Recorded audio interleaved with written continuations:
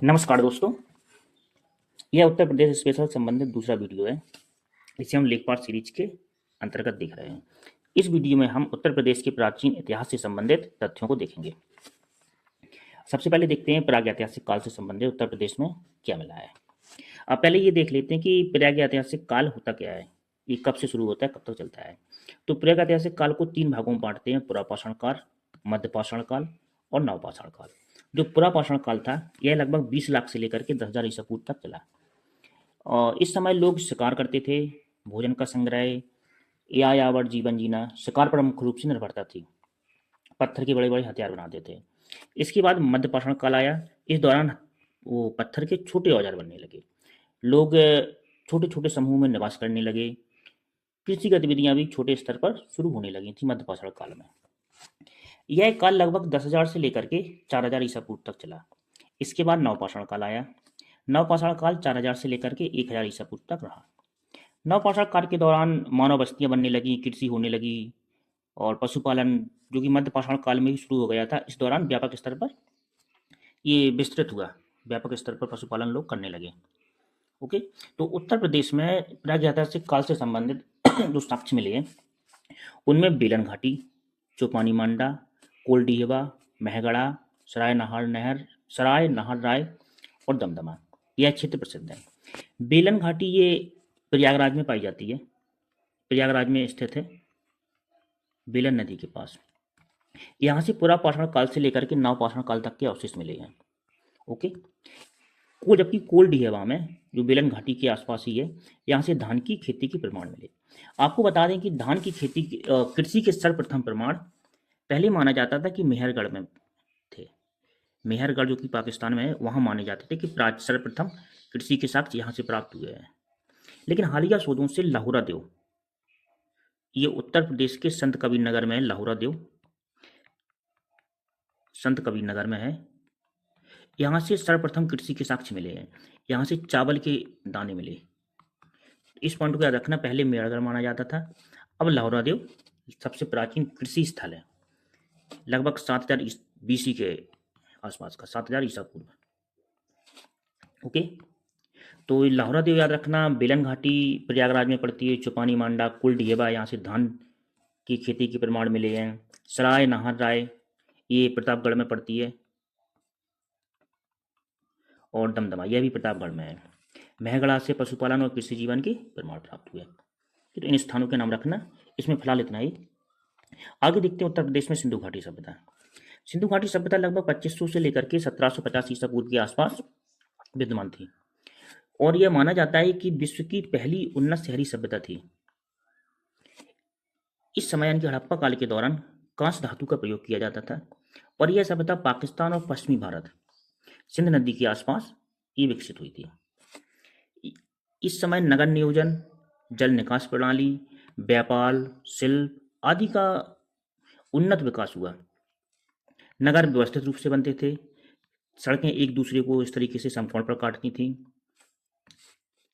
तो उत्तर प्रदेश में जो हड़प्पा काल के स्थल प्राप्त हुए हैं वह एग्जाम में पूछे जाते हैं। उनमें सबसे महत्वपूर्ण है आलमगीरपुर।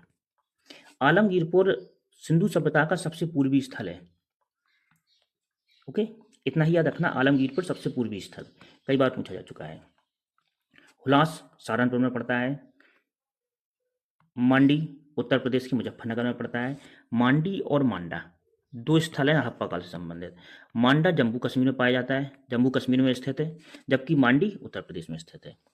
मांडी स्त्रीलिंग शब्द समझ में आता है और मांडा पुल्लिंग प्रतीत होता है। तो उससे याद रख लेना कि स्त्रीलिंग वाला है मांडी उत्तर प्रदेश में है और मांडा जम्मू कश्मीर में है। बड़गांव सहारनपुर में।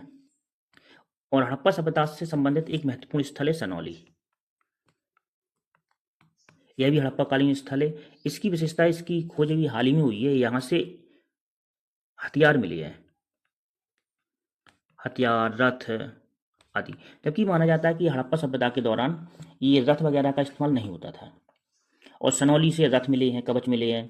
तो सनौली की खोज के बाद ऐसा माना जाने लगा है, यह इतिहास की पुनर्लेखन की एक ये प्रेरणा भी है कि हो सकता है आर्य और सिंधु घाटी सभ्यता में कोई संबंध रहा हो। क्योंकि आर्यों की सभ्यता थी, जो वैदिक सभ्यता थी, उस दौरान ये रथों का इस्तेमाल और हथियारों का इस्तेमाल व्यापक स्तर पर होता था। ओके, तो हड़प्पा सभ्यता में इन स्थानों को याद रखना, आलमगीरपुर, मांडी, हुलास और बड़गांव, सनौली। ठीक, इसके बाद उत्तर प्रदेश में जो महत्वपूर्ण काल आया है, जहाँ से क्वेश्चन पूछे जा सकते हैं, वह है महाजनपद काल। महाजनपद काल लगभग 600 बीसी के आसपास द्वितीय नगरीकरण की अवस्था थी। इस दौरान बड़े बड़े राज्य बनने लगे थे, जैसे मगध, कौशल आदि। कुल 16 महाजनपद थे भारत में उस समय, और उन 16 महाजनपदों में से 8 महाजनपद उत्तर प्रदेश में थे। ठीक है, तो देख लेते हैं कौन कौन से महाजनपद थे उत्तर प्रदेश में। सबसे प्राचीन काशी, इसकी राजधानी बनारसी थी। कौशल, आज इस समय का जो अवध का क्षेत्र है, अयोध्या के आसपास और लखनऊ वाला क्षेत्र, एक कौशल में था। कौशल की राजधानी साकेत और श्रावस्ती थी। यहाँ के राजा प्रसेनजीत थे, जो बुद्ध के समकालीन थे। उसके बाद वत्स, इस समय का प्रयागराज के आसपास का क्षेत्र इस महाजनपद में शामिल था, और इसकी राजधानी कौशाम्बी थी। मल्ल, देवरिया और कुशीनगर के आसपास का क्षेत्र, इसकी राजधानी कुशीनारा और पावा थी। कुरु, ये कौरवों के आसपास की भूमि थी, जिन पर कौरव शासन करते थे। दिल्ली, मेरठ, थानेश्वर के आसपास का क्षेत्र इंद्रप्रस्थ इसकी राजधानी थी। पांचाल, जहाँ की पांचाली थी यानी कि द्रौपदी, वो पांचाल क्षेत्र रोहिलखंड के आसपास का क्षेत्र था, बरेली, बदायूं, फर्रुखाबाद, और इसकी राजधानी ऐच्छत्र काम्पल्य थी। ओके, इसके बाद था आपका सूरसेन, श्री कृष्ण की नगरी, मथुरा इसकी राजधानी थी। चेदी, बुंदेलखंड का क्षेत्र। शिशुपाल यहाँ का शासक था। शिशुपाल ये वही महाभारत के शिशुपाल है जिनकी श्री कृष्ण ने गर्दन काटी थी सुदर्शन चक्र से। 100 गलतियां माफ करने का उनकी माता को वचन दिया था, उसके बाद उन्होंने उनका वध कर दिया था। तो चेदी ये बुंदेलखंड के आसपास का क्षेत्र है, सुक्तिमती इसकी राजधानी थी। ठीक है, मैप में देख लेते हैं, ये कुरु, पांचाल, सूरसैन, चेदी, वत्स, कौशल, मल्ल और काशी। ठीक, उत्तर प्रदेश में बौद्ध धर्म से संबंधित स्थलों को भी पूछा जाता है। तो सबसे महत्वपूर्ण स्थल है सारनाथ। सारनाथ में महात्मा बुद्ध ने सबसे पहले अपना उपदेश दिया था। महात्मा बुद्ध को जब बोध गया में ज्ञान प्राप्त हुआ, तो बोध गया से वो सीधे सारनाथ आए थे। ओके, सारनाथ में उनके 5 मित्र रहते थे, जो बाद में उनके शिष्य भी बने। उनको उन्होंने पहला उपदेश दिया। जब पहला उपदेश दिया था, उसको धर्मचक्र परिवर्तन कहते हैं। सारनाथ को याद रखना, धर्मचक्र परिवर्तन से। महात्मा बुद्ध ने कुशीनगर में अपने शरीर को त्यागा था, और इस घटना को महापरिनिर्वाण कहा जाता है। श्रावस्ती में महात्मा बुद्ध ने सर्वाधिक 4 मास व्यतीत किए थे, यानी कि जो वर्षावधि होती है वो श्रावस्ती में सर्वाधिक व्यतीत की थी। कौशाम्बी भी कई बार आए। कौशाम्बी का महत्व बौद्ध धर्म में भी है और जैन धर्म में भी है, दोनों में इसका समान महत्व है। संघ के समय माना जाता है कि महात्मा बुद्ध स्वर्ग से अपनी माता को उपदेश देने के लिए पृथ्वी पर आए थे। ओके, तो मूल रूप से आप याद रखना इन 2 स्थलों को, सारनाथ और कुशीनगर। जैन धर्म में भी उत्तर प्रदेश का महत्व है। अयोध्या में 5 तीर्थंकर थे। ऋषभदेव, जो कि जैन धर्म के प्रथम तीर्थंकर माने जाते हैं, वो अयोध्या से ही थे। अयोध्या उनकी जन्मभूमि थी। इनके अलावा अजीतनाथ, अभिनंदन नाथ, सुमतिनाथ, अनंतनाथ भी थे। बस 5 जैन तीर्थंकर थे, इतना याद रखिए। और ये नाम याद रहे तो ठीक है, ना रहे तो कोई दिक्कत नहीं है, सब नाम याद रख लीजिएगा।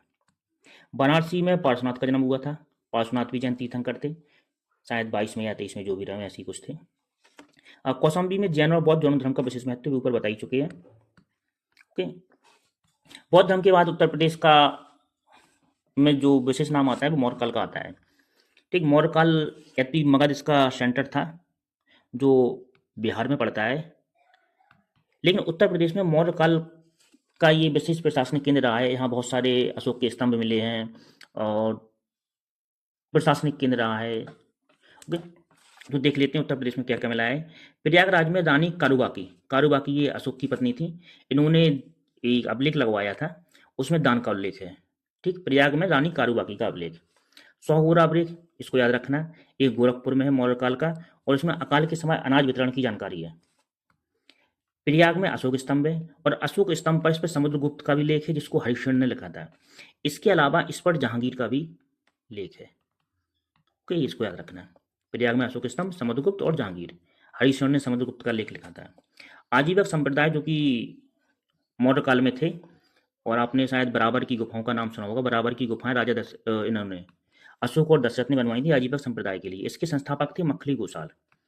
इनकी जन्मभूमि उत्तर प्रदेश में श्रावस्ती थी। ओके, गुप्त काल में मंदिर बने और मथुरा मूर्ति कला का विकास हुआ। ठीक, तो गुप्त काल में उत्तर प्रदेश में जो मंदिर बने वो प्रारंभिक के हिंदू मंदिर थे। उनमें देवगढ़ का दशावतार मंदिर और भीतरगांव कानपुर का मंदिर विशेष महत्वपूर्ण है, इनको याद रखना है। इसके बाद हर्षवर्धन काल का महत्व उत्तर प्रदेश में। हर्षवर्धन ने कन्नौज को राजधानी बनाया। यह प्रयाग में हर 5 साल में एक सभा करते थे, उसमें ये दान देते थे। ठीक। हर्षवर्धन के काल का विशेष महत्व हुइनसांग के कारण है। हुइनसांग चीन से आए थे और ये बौद्ध धर्म के समर्थक थे, बौद्ध धर्म की महायान शाखा के। ओके, तो उत्तर प्रदेश के प्राचीन इतिहास में इतना ही, और इसके साथ इस वीडियो में भी इतना ही। अब अगली वीडियो में हम कोशिश करेंगे कि मध्यकालीन उत्तर प्रदेश का जो इतिहास है और आधुनिक उत्तर प्रदेश का इतिहास है वो एक वीडियो में आ जाए। ओके, तो धन्यवाद, मिलते हैं अगली वीडियो में।